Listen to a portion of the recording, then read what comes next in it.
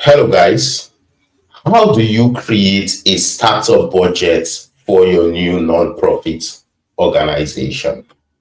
My name is Rooney. I'm the founder and CEO of Rooney's Nonprofit Startup School, where we work with nonprofit founders to incorporate their nonprofit organization and raise startup funding. Today, I'm going to be talking to you about how to create a startup budget for your new nonprofit, and of course, what should be in your budget and how to maximize and make the best of your budget. I'll tell you this, having a budget for your nonprofit is key, very important. It can't be underestimated. You need your budget to incorporate your organization. You need your budget to understand the resources that that's going to go into your vision, right? You need your budget for accountability and credibility. So creating a budget is a very strategic way to really get yourself set up the right way. But how do you create this budget and what should into this budget in the first place? How to create the budget? Well, creating your budget is simply working with your board members to create it. I would call that process strategic planning, where you bring in your board members to plan the future of your organization, to plan the programs you're going to be executing on, to plan your fundraising, plan your marketing, basically plan every aspect of your organization. It is during that planning session or toward the end of that planning session, that's when you create a budget. And your budget is simply capturing what the cost is for every aspect of your organization, from your programs to your marketing, to your fundraising, to your operations, to your utilities. All that has to be captured in on your budget. And like I said, the budget is made and created during your strategic planning session when you have your board members present planning with you.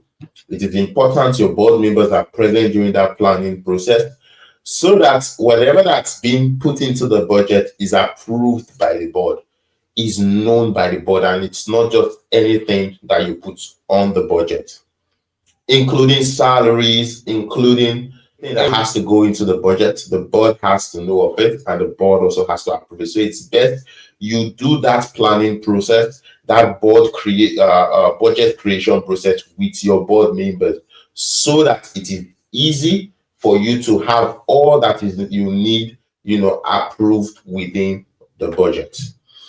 So now that you know when and how you create the budget, let's talk about what goes into the budget. Well, there are a number of things that go into the budget depending on your organization and what you're working on. But the very first that should go into your startup budget is your legal and administrative costs. So filing for incorporation, applying for EIN, filing for your 501c3, these are going to cost you. So you must make sure you have clearly stated them on your budget. You're getting a lawyer or a consultant to help you with your filing, that's most likely going to cost you. So that should also be on your budget. If you're paying for state and local business, registrations, that is also going to cost you. So you have to get that on your budget. With us, you are most likely not going to spend so much on legal and incorporation costs because we have a resource called the Nonprofit Registration Pack that will guide you through incorporating your organization in your state, filing for your 501c3, applying for your EIN, so that you don't have to spend thousands of dollars on consultants and lawyers to get your organization incorporated. So for incorporation and legal costs, we could help you offset that by getting our resource on nonprofit registration to guide you through that process so that you can do it all by yourself. Next, operational costs. Operational cost, what it's going to cost you to run your nonprofit. So for example, costs like the office space, office equipment, software and technologies you're going to be using to get to run your organization, all that falls within the operational cost, including insurance also fall within the operational cost. So you must make sure you must make sure you have all that captured in within your budget so that you're taking care of those expenses when it's due. The third kind of expenses we're looking at is the program cost. So program cost is what's going to cost you to execute each of your programs, all your programs. You have to estimate, make sure you are bringing in all the costs, from logistics to program materials to trainings. All that has to go into making your program a success. You must capture all that into your budget. The fourth kind of cost we're looking at is the cost. Fundraising is going to cost you. Reaching out to people, reaching out to businesses, reaching out to corporate founders to fund you is most likely going to cost you. So you have to also itemize what that cost would look like, from cost of running advert, to cost of joining, to cost of sending letters, emails. All that are going to cost you. So you have to make sure you're factoring in those costs, so that you're not making, you're not leaving anything behind. The fifth type of cost is the marketing and partnership cost.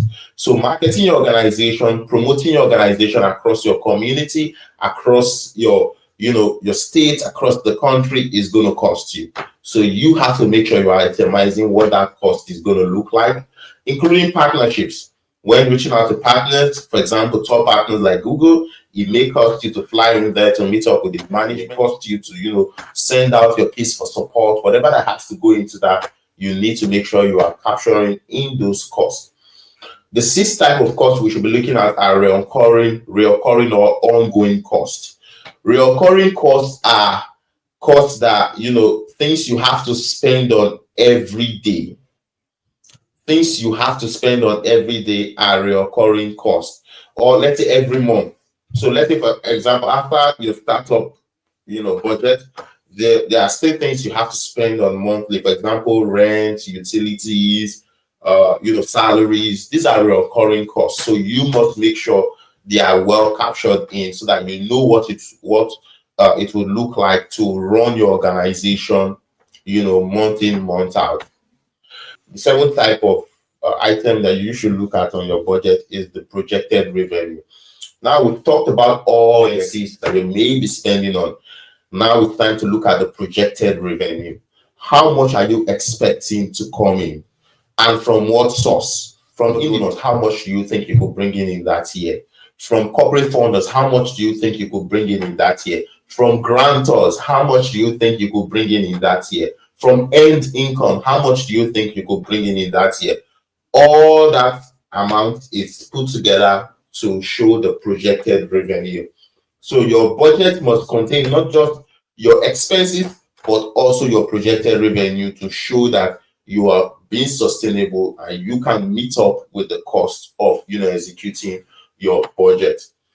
And then lastly, it's just to point out that when building your budget, there has to be three clear-cut categories for your nonprofit startup.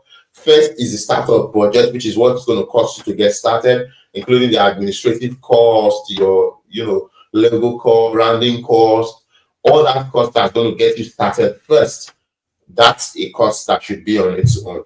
Then the next should be your recurring budget, which is what you're most likely going to be spending on a month in and month out basis, like rent, utilities.